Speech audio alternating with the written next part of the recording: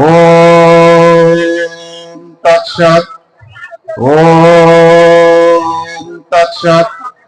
ओम नारायणं नमस्कृत्य नरं चैव नरोत्तमं देवीं सरस्वतीं चैव ततो जयमुदीरये।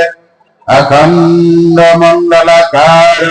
व्याप्तं येन चराचरं तत्पदं दर्शितं येन तस्मै श्री गुरुवे नमो नमो। माता जननी धरित्री दयाद्गौरी दया सती देवी रमणीशस्ता सर्व दुःखहरा। पिता गर्भो पिता सर्गो पिता हि परमं तपो पितरि पितिमापन्ने यन्ते सर्वो देवता। ओम भूर्भुवः स्वः तत्सवितुर्वरेण्यं भर्गो देवस्य धीमहि धियो यो नः प्रचोदयात्। উপস্থিত অধ্যকার উত্থান একাদশী উপলক্ষে আমাদের আজকের অনুষ্ঠান বা ধর্মসভাটা হবার কথা ছিল।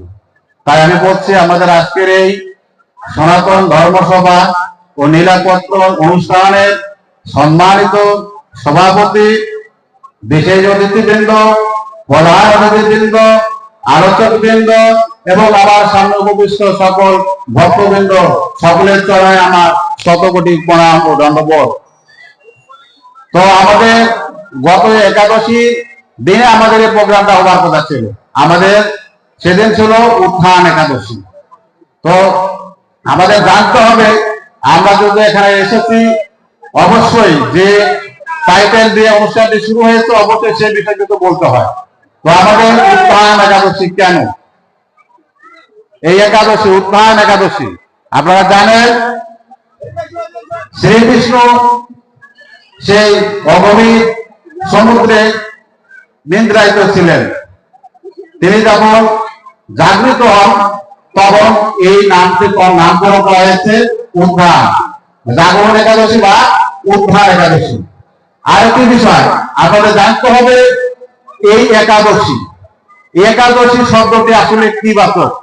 এটি নারীবাচক না স্ত্রীবাচক না পুরুষবাচক, পুরুষ আর স্ত্রী? এই একাদশী আসলে কোথা থেকে এটা আপনারা সকলেই জানেন, কিন্তু আরেকটি বিষয় আপনারা জানেন, সেটা আমি বলতে চাই যেটা অজানা রয়েছে।